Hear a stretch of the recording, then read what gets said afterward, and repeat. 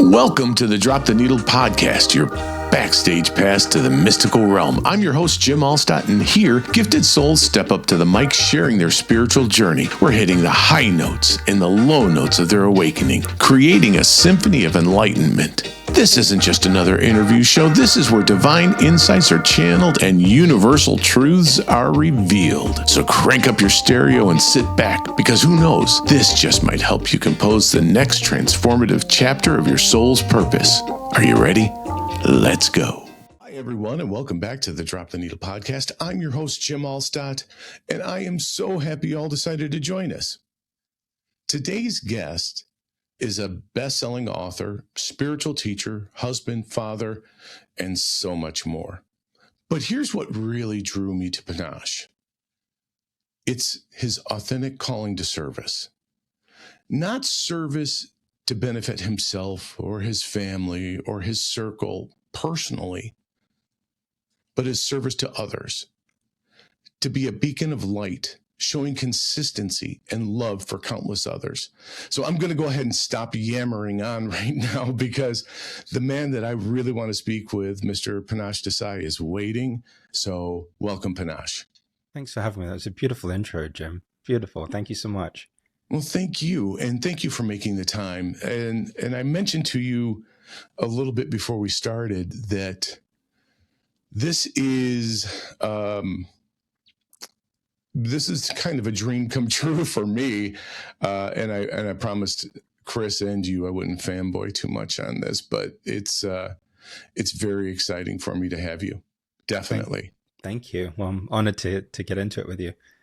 Excellent. Yeah. So why don't we jump on in, and would you mind telling everyone a little bit about you, your background? Sure.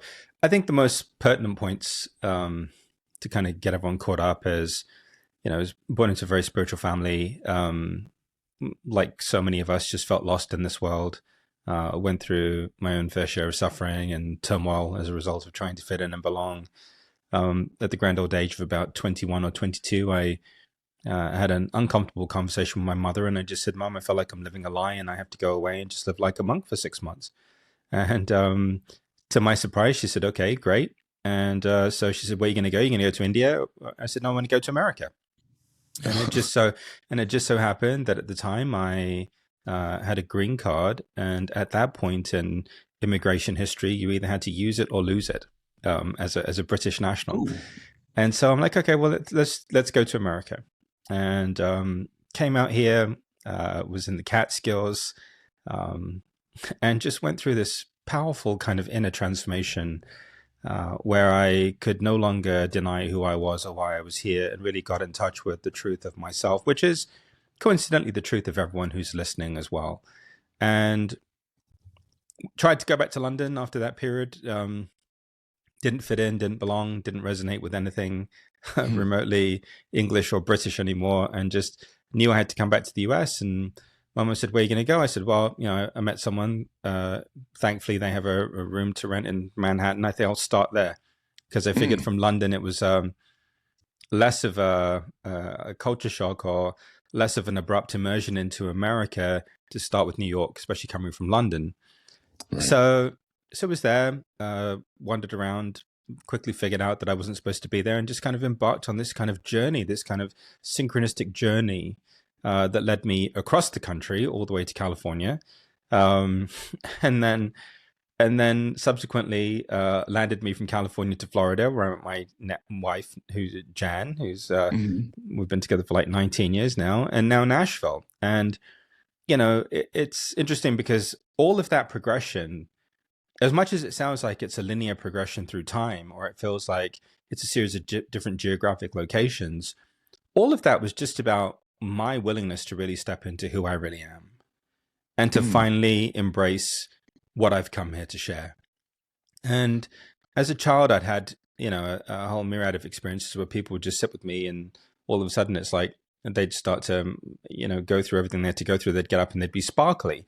And so there was always this kind of thing happening around me that didn't make any sense to me. And I've finally gotten to a place within myself, and it took me, 20 something years to finally embrace it. And I'm still embracing it to this day. I don't think that ever ends, to where I could now be with it and express it in a way where it would be of service to others.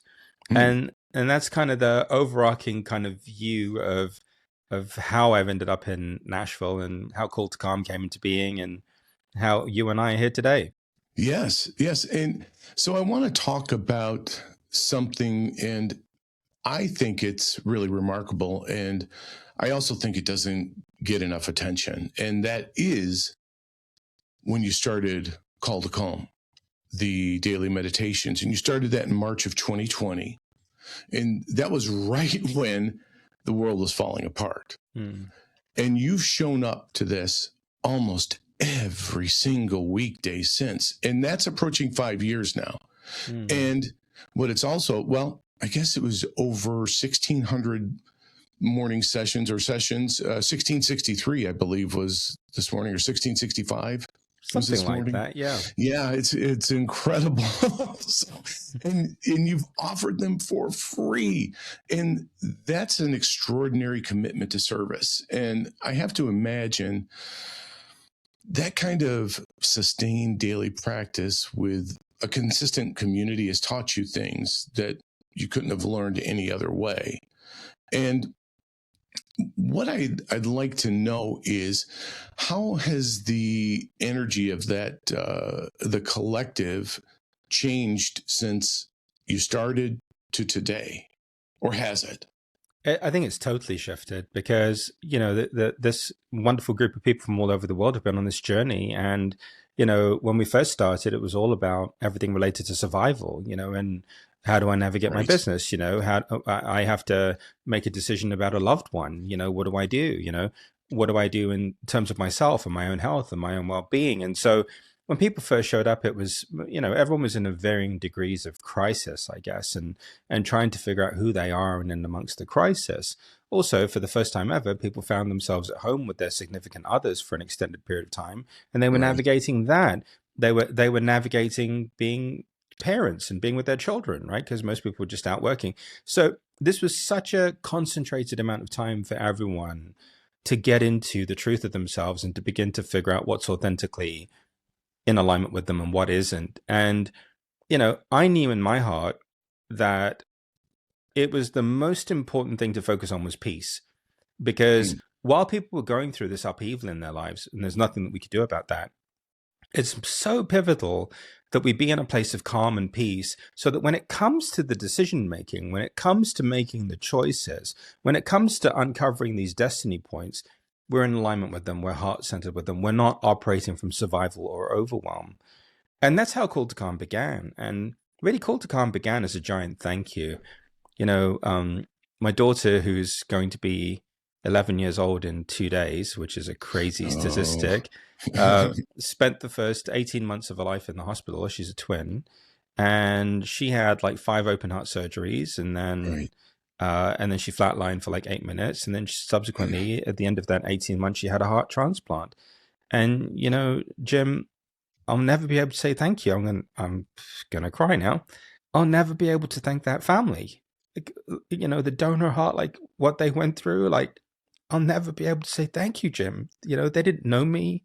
It didn't matter that I was Panache Desai. They gave us the gift of having this little kid make it, at the cost of so much grief and turmoil for them. I'll never meet them. It's totally anonymous.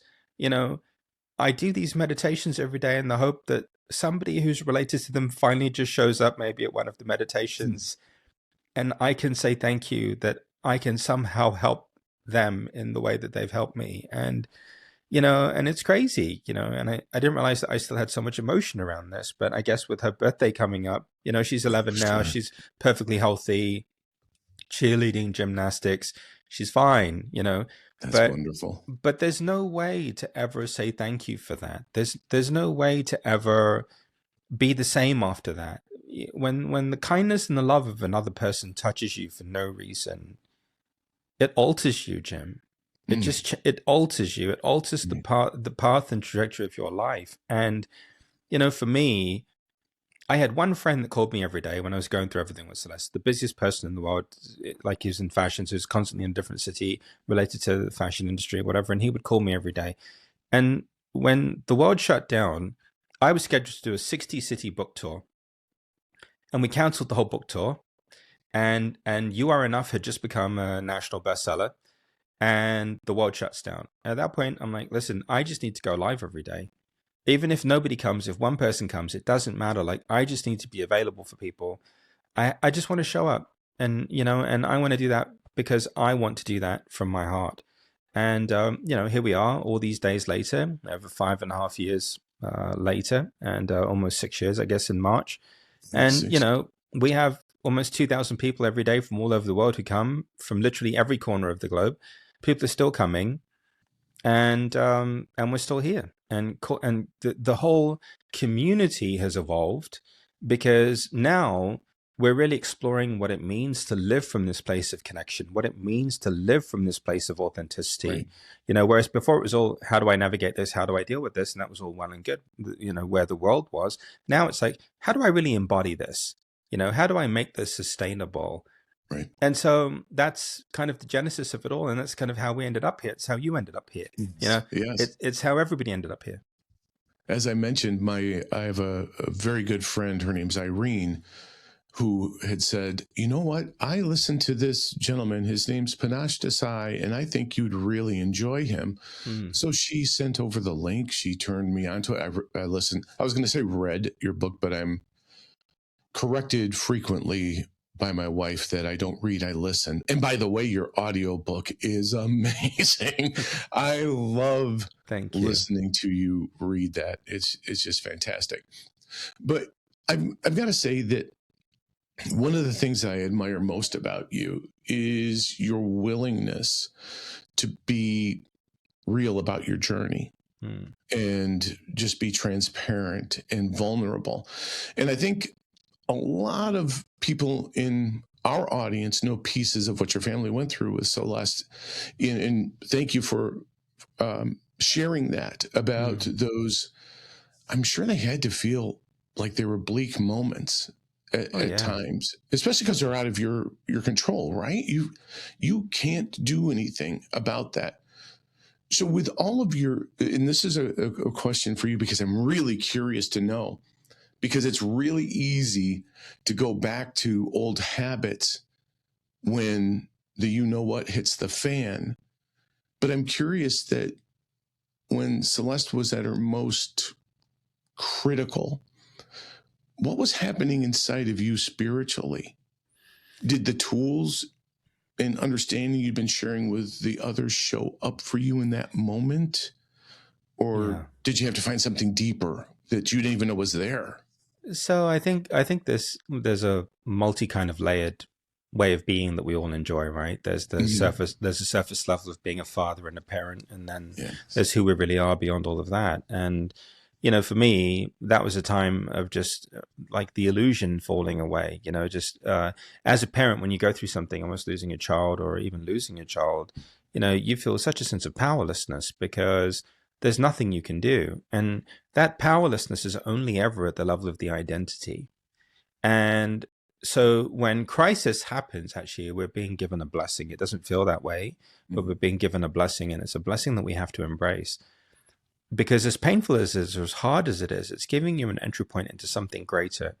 And that something greater is this more infinite sense of power that's beyond who we are as individuals.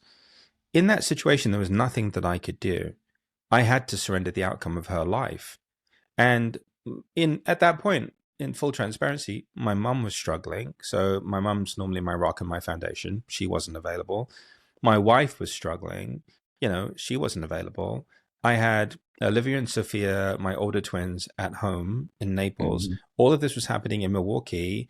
And meanwhile, I had Leo, who was Celeste's twin, who was, all of a sudden they wanted to send him home 2 days post-birth, and I had to beg and plead with them to keep him for 4 just so I could spend some time with Celeste. Right. And eventually I had to bring him home. So we were dealing with so many different things on so many different levels, honestly, that if I hadn't had the foundation being in the meditation room, of a connection to some power greater than myself. Honestly, I don't think I would have made it. I don't think the marriage would have made it. I don't think any part of my life would be the way that it is right now. It's because of the grace and the blessing of everything that I'd gone through before that I was finally able to access some semblance of calm and peace in myself in that moment of surrender. And of course, today, 11 years on, right, 9 years on, you know, um, you know, Jan and I are totally different human beings as a result of this. None of us take anything for granted anymore. We know that all of this stuff that, everyone else believes is important just isn't important. It doesn't matter. And there's nothing left for us to do but to be of service and but to be available for others. It's like there's nothing left anymore. Right. You don't want to go anywhere. You don't want to do anything. You've done everything. You've been everywhere. You've revealed it for the illusion that it is. And all that's left now is to just share your heart with people and to be the human being that you are. And that's where we've ended up. And I'm very grateful for the foundation of spirituality that was present. And even with that foundation of spirituality, it's still very hard. Right. Because you're going through the death of an illusion, the death of an identity, the death of this construct that you believed was real or that was important. And life doesn't prepare you for that. You don't know where to turn. You don't know who to call. It's a very unique experience, and you have to surrender to it. You have to really allow it to happen and work its alchemy on you. And again, here we are, blessings, like just absolute grace of God, absolute grace of the divine. Everyone's healthy. Everyone's still together. We made it. So many relationships don't make it through something like this. Family dynamics. There's a fissure that happens. They never. Things fall apart. In the presence of crisis. And we were blessed that actually it had the opposite effect, and it's brought everyone closer together now. In so many ways. So yeah, you're right. Because I've heard so many times the opposite things happen. It pushes the other family member or the spouse or partner out the door. And it is because of the pressure. But you had mentioned something about just opening up and essentially exposing your heart. Yeah. And which is, I view as your true essence or your soul essence at that point. Is that what you're talking about? Yeah, essentially. I think we all have the same essence. We're just kind of masquerading as these people, with roles and responsibilities and titles. But underneath all of that, there's this kind of collective kind of vibrational love, light presence that so many people speak of and so many great beings have connected to since the beginning of time. And that's real. That's really the essence of who we all are, And when you go through something like this, you very quickly realize the truth. You very quickly discover the truth of who you are, why you're here, and what the point of this whole thing is. And the point of this whole thing is not to continue to perpetuate the illusion and to continue to live on this hamster wheel of production and consumption, thinking that in some way that's going to bring you some fulfillment.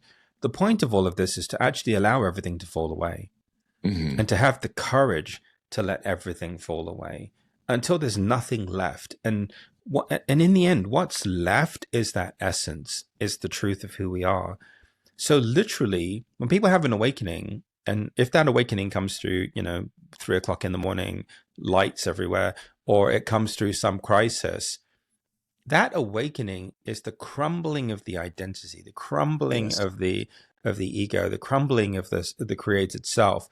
And what people do, Jim, is they try and plaster it back together again, or take sticky tape and put it back together again. But there is no putting it back together again. You have to let it collapse. You have to let it all cave in on itself. And if you have the courage to just let it happen and to accept whatever's going to happen as a part of that, you'll come out of the other side of it a totally different human being. You'll be the same. You'll still have emotions and feelings and thoughts and a body and still go through things. However, your relationship with yourself will be totally different. So speaking of relationships, I'll speak for myself in this. I had, we have something in common, by the way. We both had our spiritual awakening on New Year's Eve. I had one in 2019 on New Year's Eve. But where I was going to go with this is that it seems to me that there are times when people will have these awakenings, and let's say that you're in a partnership and you have that, but your partner doesn't. That's a difficult thing to describe, to share as far as experiences are concerned, because it's not necessarily relatable. I don't know if you've had to deal with something like that before, but I know I have.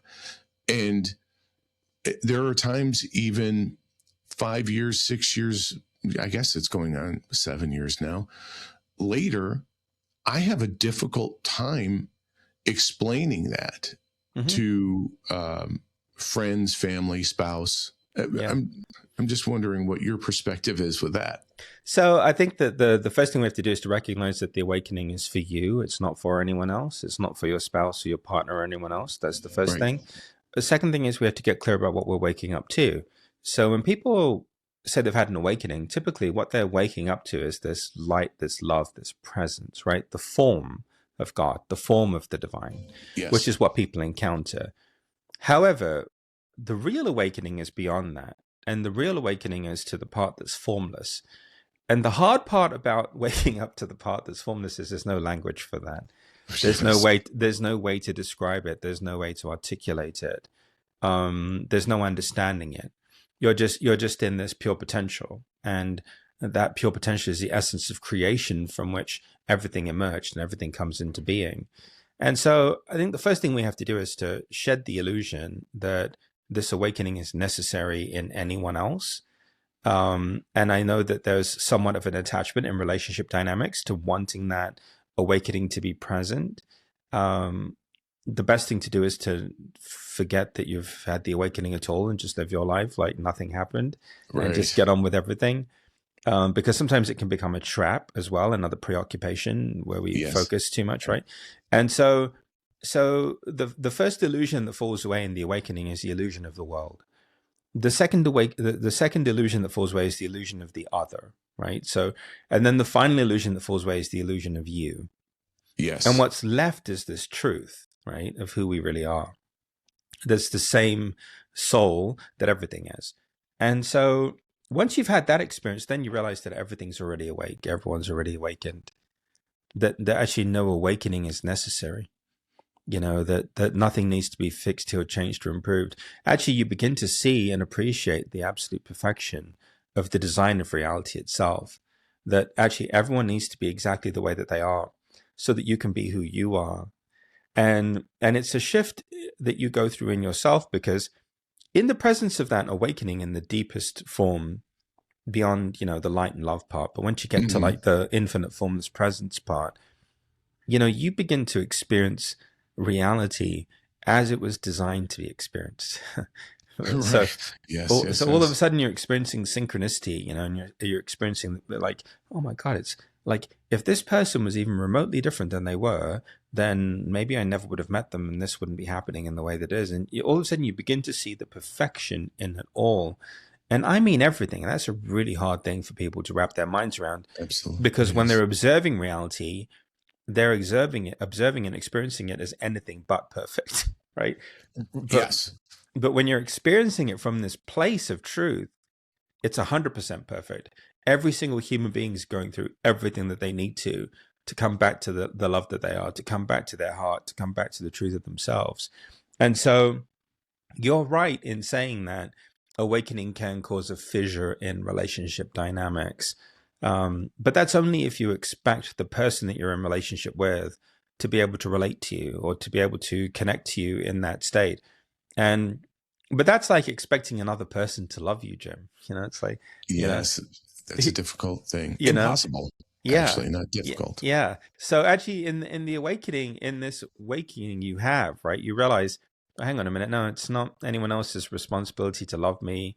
No one else is capable of loving me. I don't actually, and the funny thing is too, is you get to a place where you don't even have to do anything with what's happened. Like you don't actually even have to share it or express it.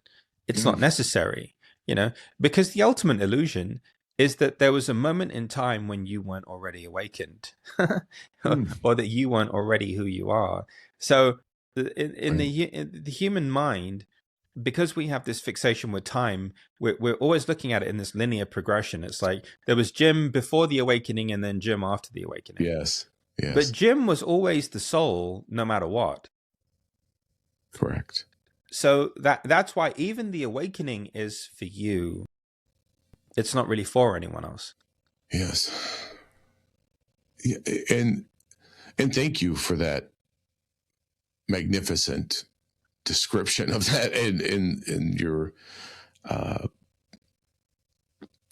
perspective, because I look at it, you try to keep ego out of it, and every once in a while it's just that humanistic piece of us pops up, right? And keeping expectation out, all of those things that you keep out of the equation, that really just boils down to ego and trying to strip it all away. It's almost, so I call it, I tried to explain it one time to one of my friends that it was a quickening.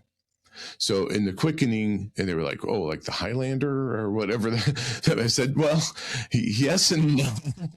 Yes and no.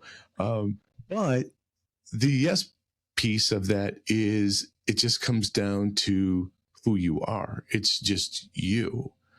And to your point, you've always been you. And sometimes that's what some people may consider an awakening is a remembering who they were before all of the different layers get piled up on top of them, and the beliefs and the everything else. And it's just one of those things that's hard to explain. And believe me, I don't wear it like a badge, because it was not the prettiest of times in my life. To be perfectly honest with you, it was a mess. And you actually in your book talk about that when those things happen, there's generally a couple of things going on in life. There's either a crisis, or you had mentioned the seeing the colors and this glorious, almost a religious experience in the meeting of God. So that was certainly the case for me. Was the crisis mode, and it was not pretty at all. But you know what? I wanted to go back, if I can. I'm going to jump around, and I will say that I have ADHD, so it's shiny object city. Thank you.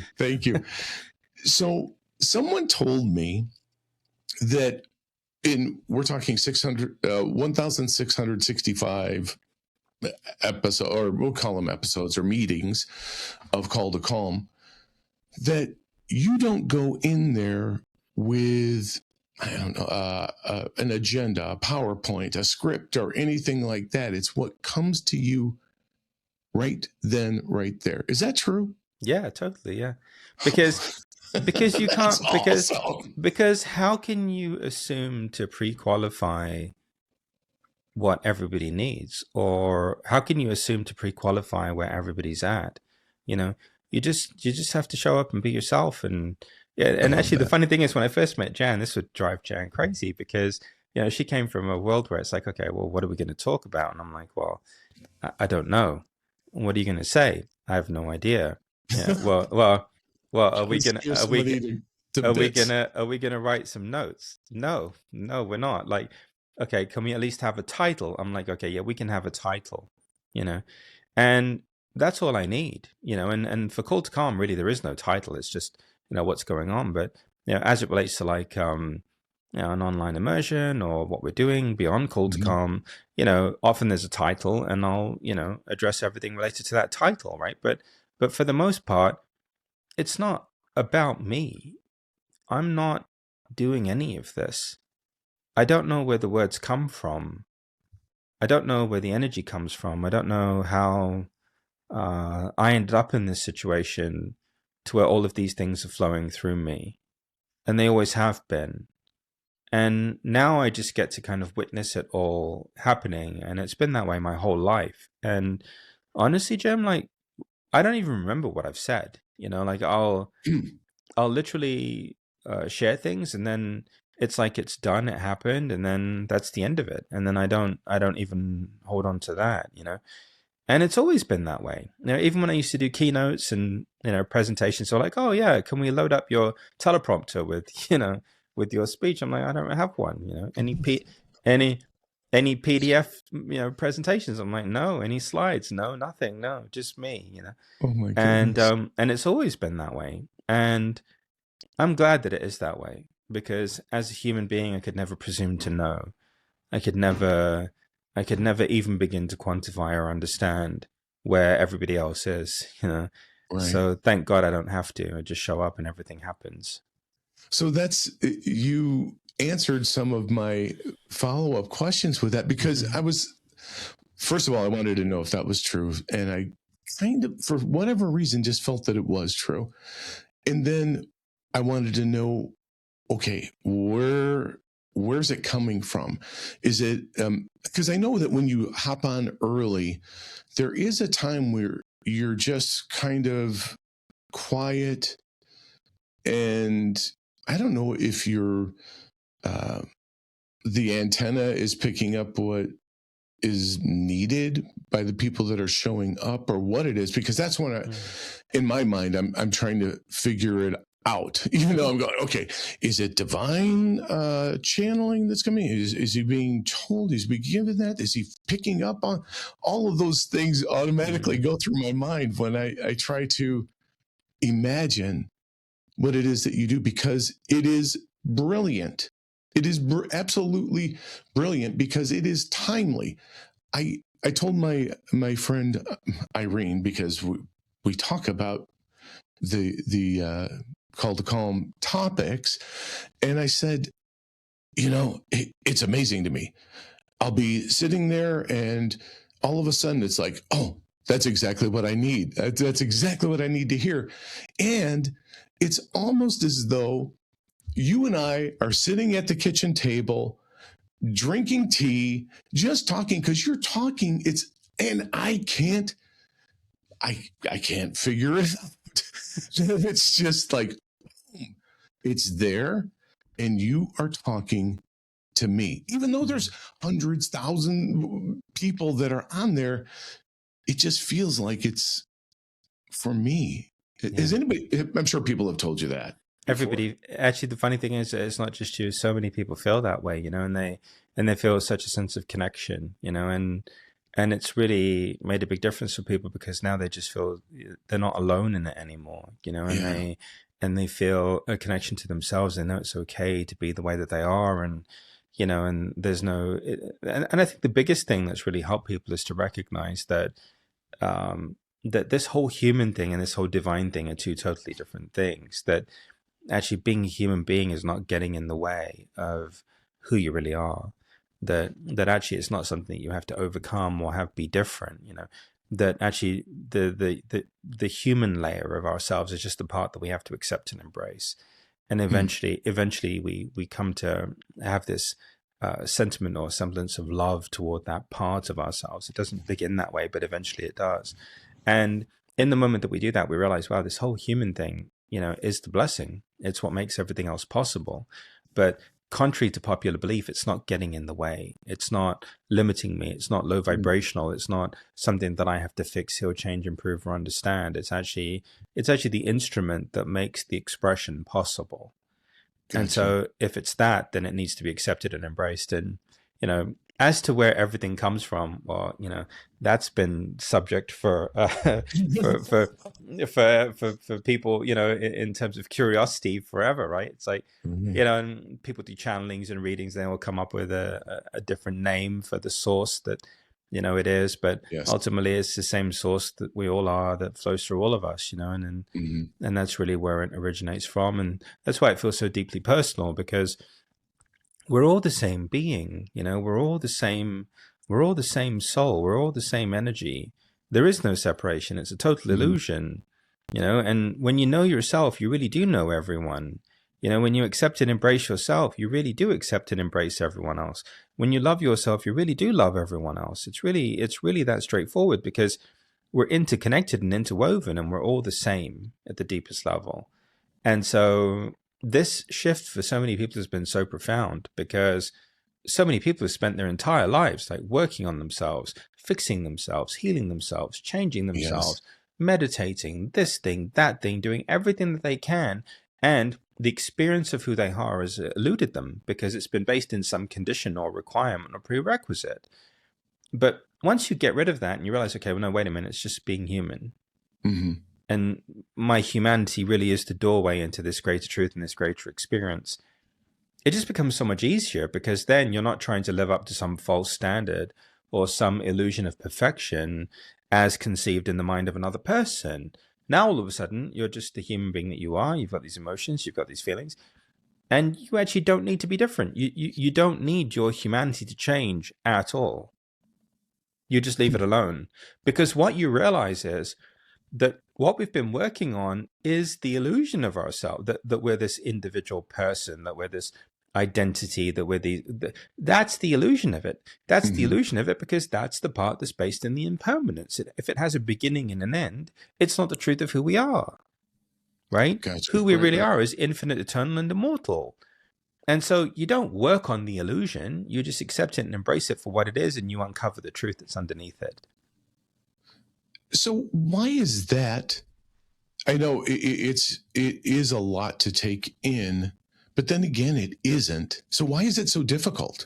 Because people have been brainwashed, hypnotized, and bamboozled into believing that they're broken, that there's something wrong with them, that they're the problem, and now all of a sudden they're a problem that they have to solve, and create it, I suppose, right? Yeah, and ultimately I think it's because we live on a planet where the majority of the population is still in survival, and people haven't taken accountability and responsibility for themselves and their lives, and so they project it onto others and make it about other people, and then they expect other people to fix it, but after a while, when you've been alive for long enough, you realize, well, wait a minute, no, this whole human thing, like, I'm the source of it.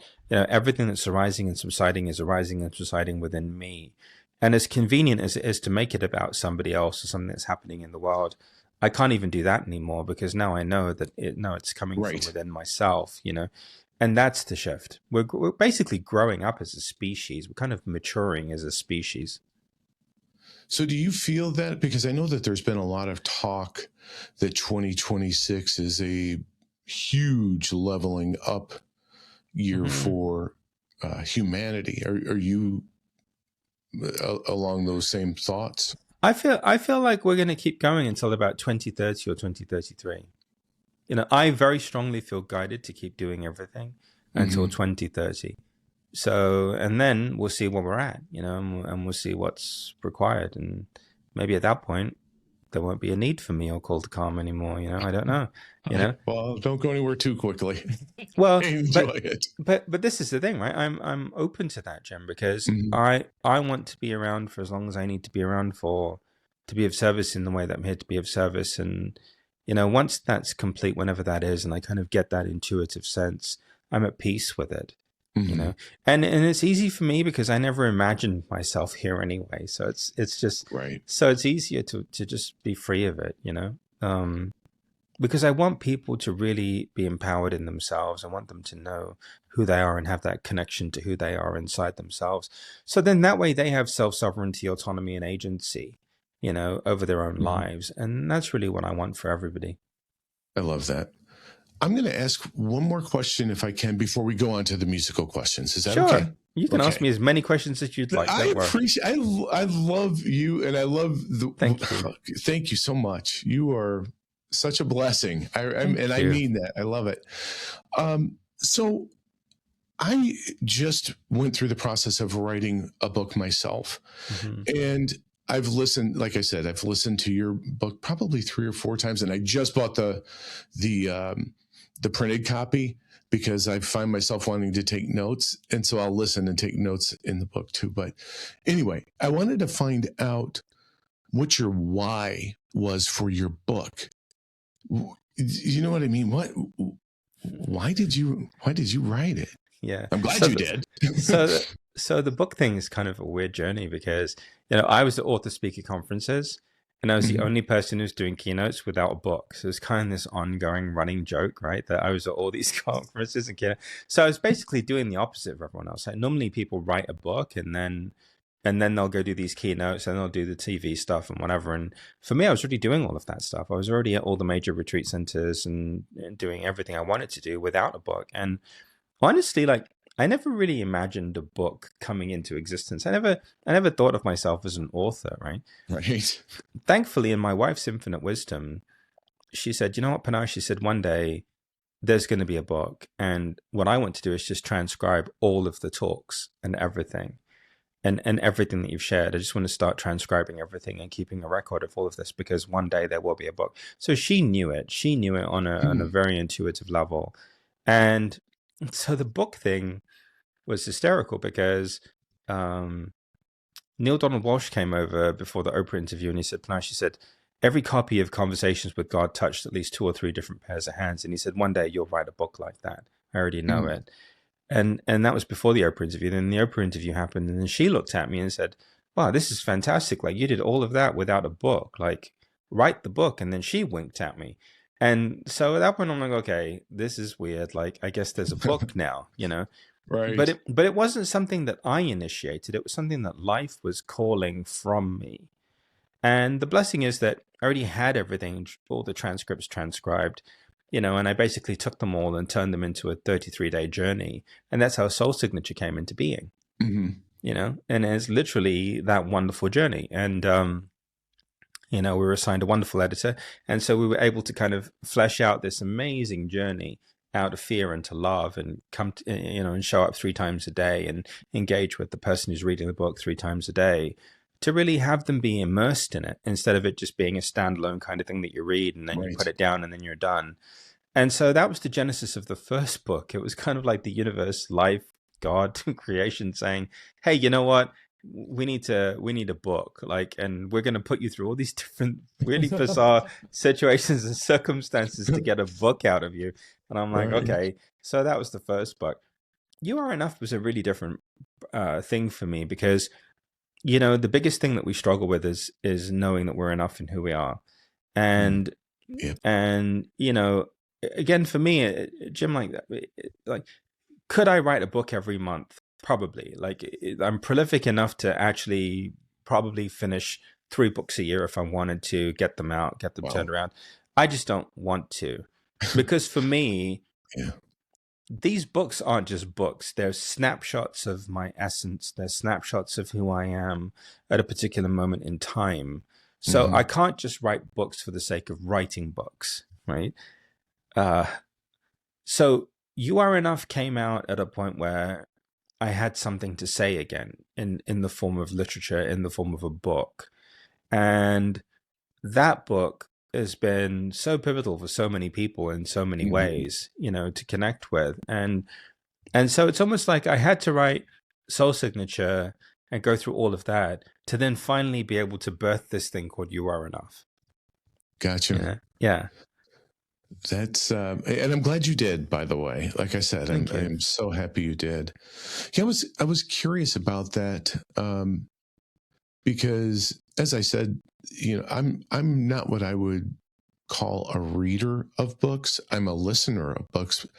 In particular, when the author narrates it, I'm that much more interested because you get the nuances and the how the author emotes in these certain situations, and I just think it's fantastic. But I couldn't tell you why I wrote the book. I had my wife had asked me, and I just said I don't know why. It was kind of like I was pulled or drawn to just get it out, and now it's done. And in the process that I don't know what I don't know. And that is pretty much everything when it comes to publishing a book. I didn't know anything, but I'm finding out. It's quite an interesting journey for sure. Yeah, it really is. It's a deeply cathartic journey too. It's another form of an awakening if you let it be. 100%. The memories were certainly flooding in all the time when it came to that. But I would like to get into the musical questions if I can, and we'll wrap everything up. Okay? Sure. Yeah. So as anyone can tell you who's ever listened to the podcast before, this is the section where I'm going to ask some musical questions of the guests.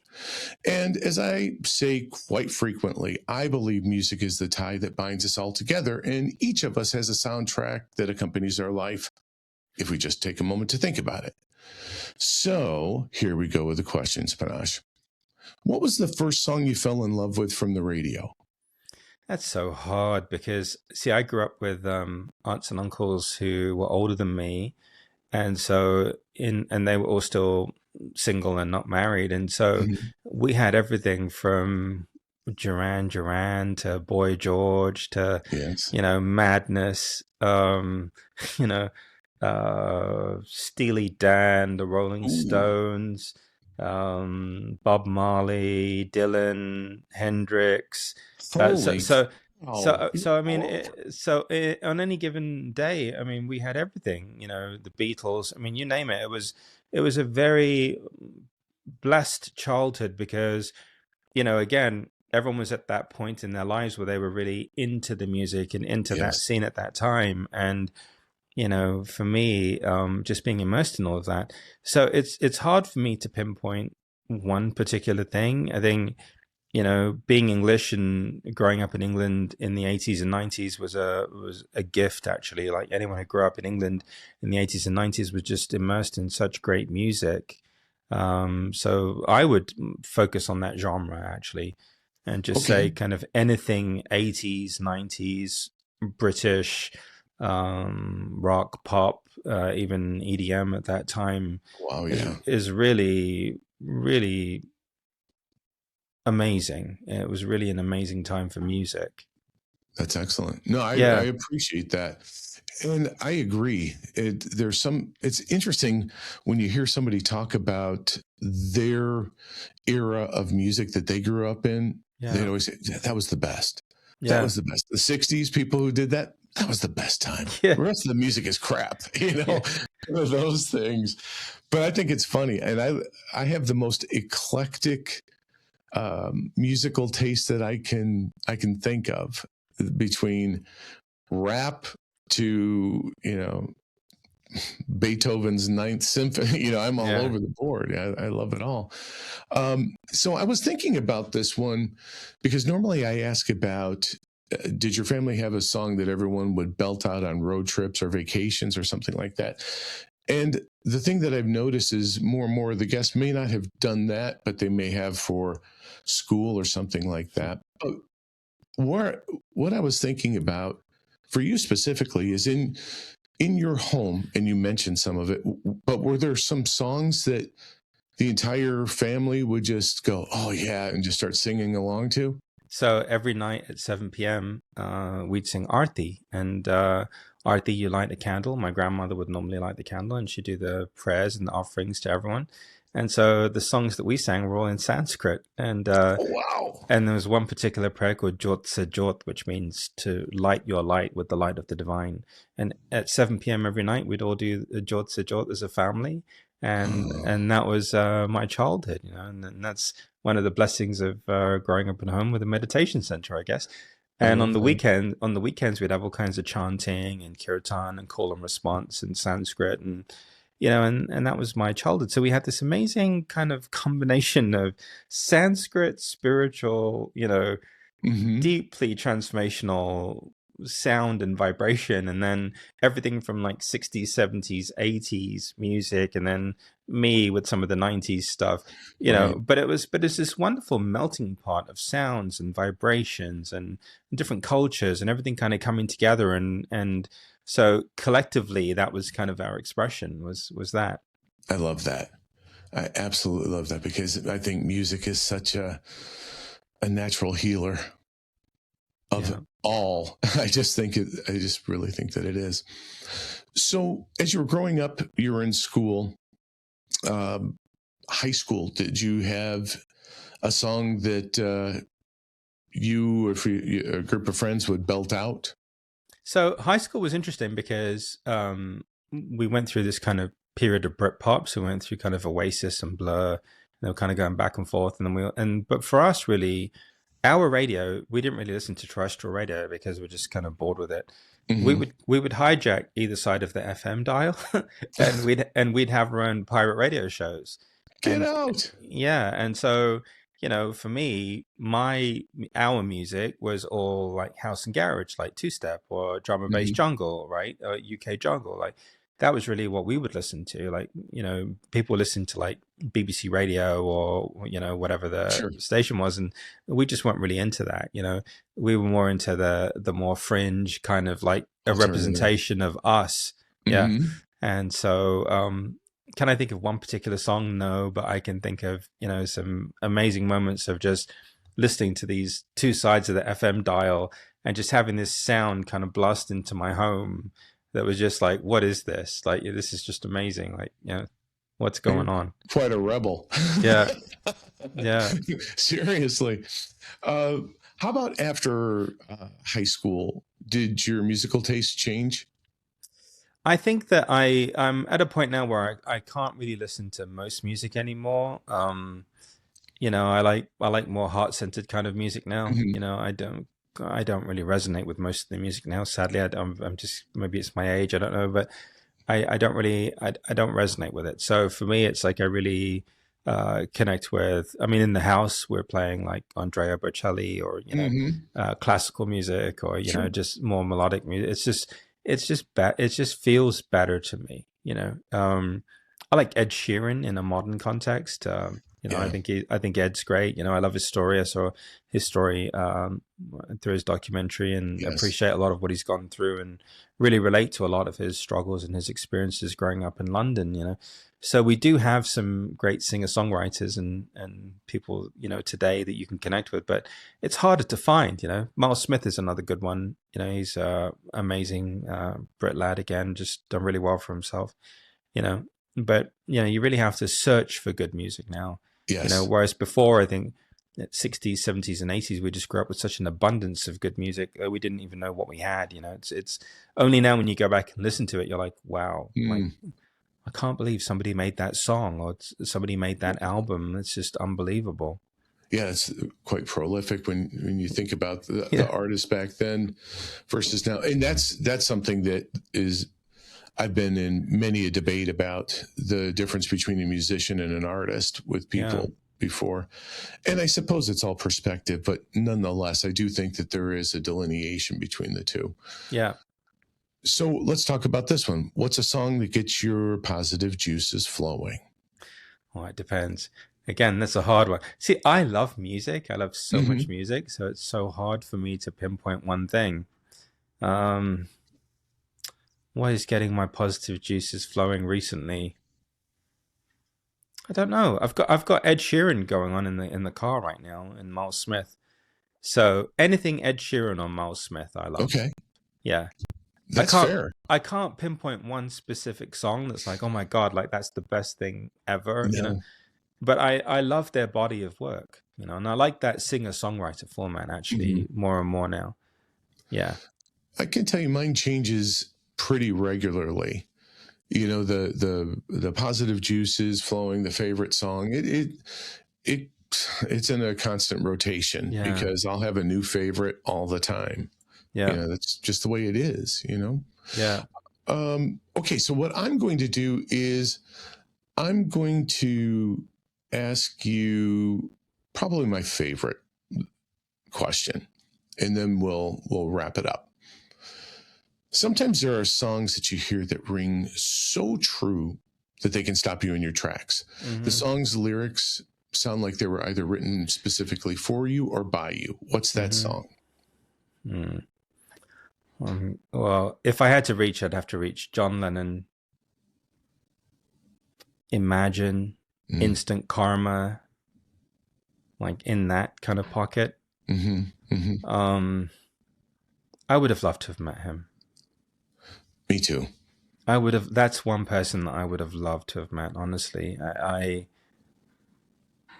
don't understand where music like that comes from and where he sourced these things from. It's mind blowing to me. So when I hear him and hear some of the stuff that he did, I just really, it's just transcendent. It's like going to Egypt and seeing the pyramids for the first time. It's like, the pyramids are, they belong near Cairo, but they're just so out of place. They don't even belong on this planet. It's like, how did they end up here? Right. That's John Lennon for me. Well, you know what? And I'm not being funny here, so please don't think that. Yeah. But when you said, I don't know where it comes from, I don't know where I thought of, that's what I was asking you. Yeah. I don't know where it comes from. Yeah. Where does it come from? How does these perfect phrases that come together and connect to have so much meaning come from? The same applies to you in that regard. And I'm not trying to, again, be funny, but that's along the same lines of the question that I was asking you, that you just said for John Lennon, I guess. Anyway, sorry. Because when you think about it, right, how did this lad from Liverpool, who had the cultural experiences of the UK and England growing up in Liverpool, how did he, where does that, it's so out of the context of himself that it has to originate from somewhere else, right? Some place greater than his own personal experiences. And they had their time in India, and that's all well and good. But, this is really an expression of someone's soul, or the soul. It's funny because there's spirituality and then there's eternal truth. Eternal truth is just transcendent truth. It comes from like a whole other place. And I guess if I had to answer the question, music, the music that you and I appreciate and, Call to Calm or whatever it is that really is impactful comes from that place of eternal truth. It's like a transcendent storehouse where we just, the words come, our lips move, emotion arises, people feel peaceful, things happen. But at the same time, it's like, it has nothing to do with us, So it's like asking John Lennon's guitar, where did the notes come from, or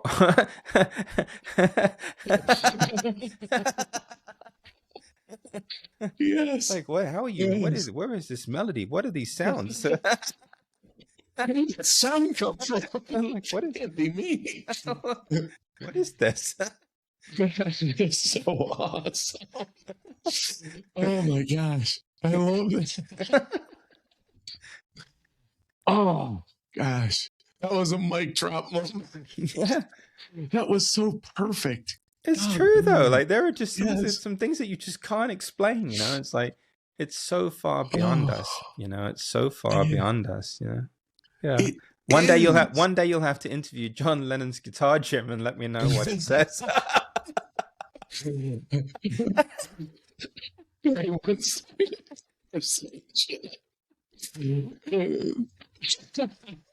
thing that I'm completely lost. Going on an hour long.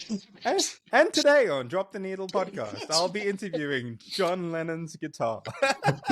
What's your favorite song of all time?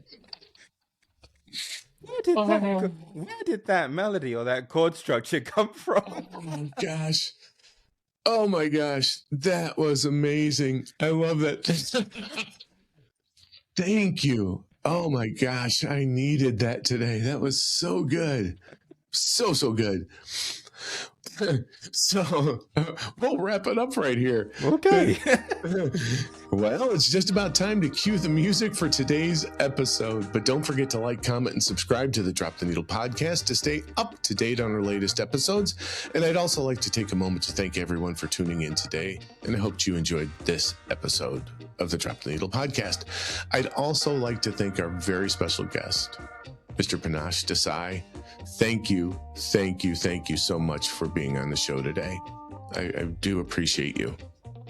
Thank you so much, brother. It's a pleasure to have you come to Call to Calm and Call to Calm's still going. Everyone's welcome to show up every day, and it makes my heart happy that people do. So thank you.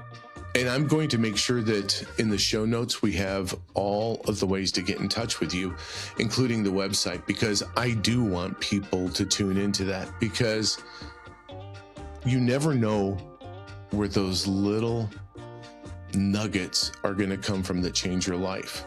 Like that, for me, that it's something I can depend on. If I had a rough day the day before, the right things are going to be said to turn the day around and start it out. And it's probably no accident that you're doing it in the morning to start everybody's day out with such a positive jolt. And I love it. And I love you for doing that. And I thank you. Thank you. Thank you very much. I invite everyone to head on over to the show notes where, like I said, we're going to have all the links to Panache's socials, his website, his books. We're going to make sure that everything is on there so everyone can take full advantage of that and get in touch with him and have all access to everything that he has to offer. All right, my Drop the Needle posse, like Billy Joel says, from the highs to the lows to the end of our show, this is the end of our show. Until next time, this is Jim Alstott wishing you infinite health, happiness, and the perfect playlist for your life. Thank you again for being the best part of us. Catch you next time.